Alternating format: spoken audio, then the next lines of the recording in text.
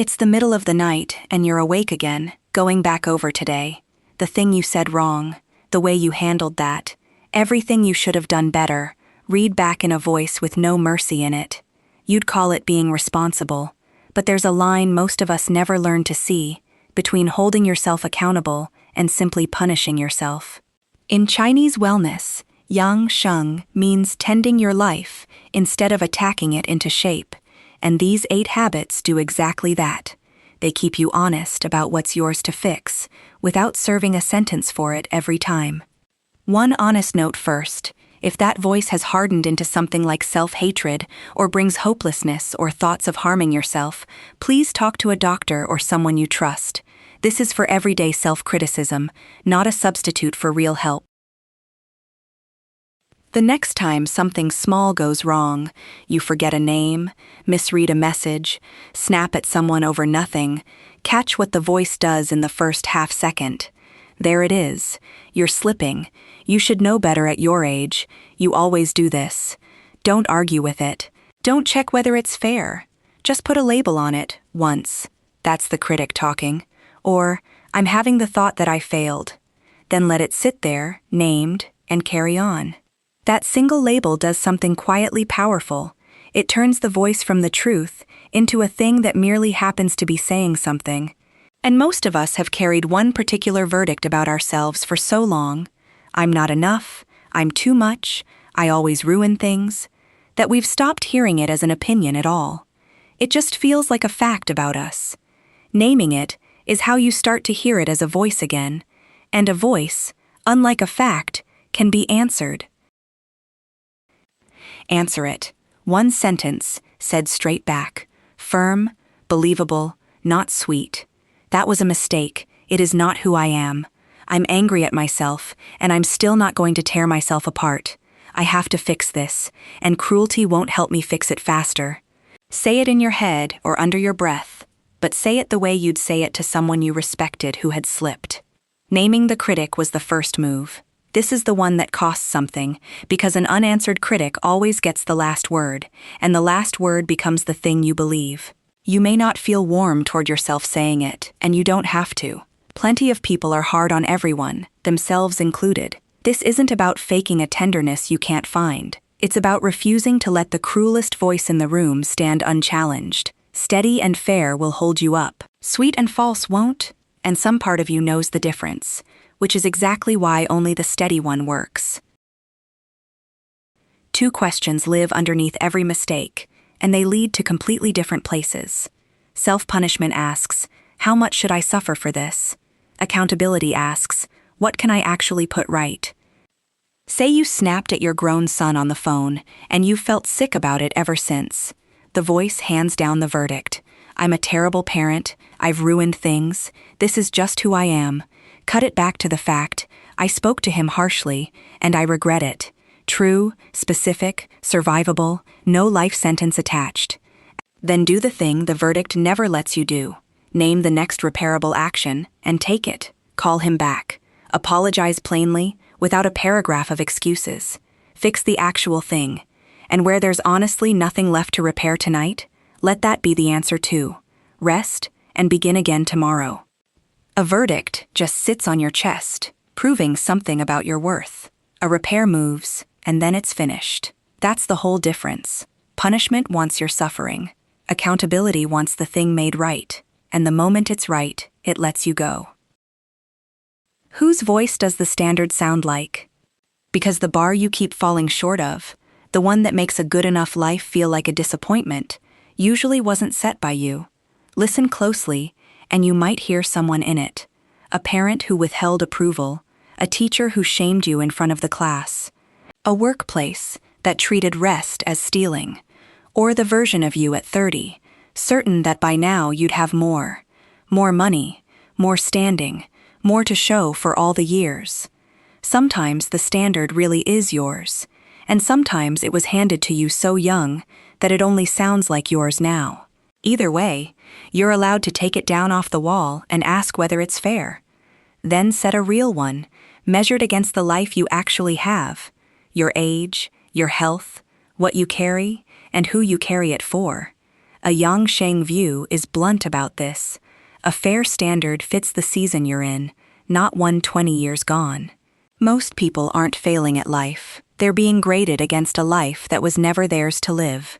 4 habits in, and here's the question that decides whether any of it takes. What are you afraid would happen if you actually stopped? Sit with the fear honestly, that you'd go soft, that you'd make the mistake again, that you'd lose your drive, or turn selfish, or fail the people holding on to you, that the pressure has been the only thing keeping the whole structure standing. The rest of these habits aren't about being nicer to yourself. They're about finding out whether the cruelty was ever holding up what you're terrified it's holding up, or whether it's just been quietly costing you, this whole time, for nothing. Test it. Not as an idea, as an experiment. Run over a single week. Keep a note on your phone, and every time you slip, write down 2 things and nothing more. What the critic said, and what you did next. The critic said you're useless. Then what? Did you fix it, or avoid it for 3 days? Face it, or hide. Get to work, or lose the whole evening to feeling worthless and moving nothing forward. At week's end, read it back and ask the only question that matters. Did the harshness actually get you anywhere, or did it just hurt? I won't hand you the answer, because it lands harder when you find it in your own handwriting. But nearly everyone who does this sees the same pattern. The cruelty and the progress were never linked. The days you came through weren't the days you flogged yourself hardest. They were just the days you started. Choose one thing about yourself you've been fighting for years, and choose it with care, because this isn't permission to excuse something that genuinely needs to change. Not a habit that harms someone, not something you could and should repair.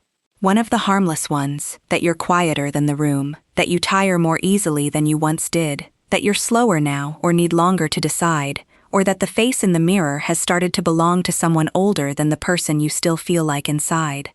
For one day, lay your weapons down. Don't apologize for it. Don't cover it. Don't mock it. Don't wage the quiet war you wage against it every morning. You don't have to love it. You just stop attacking it for 24 hours.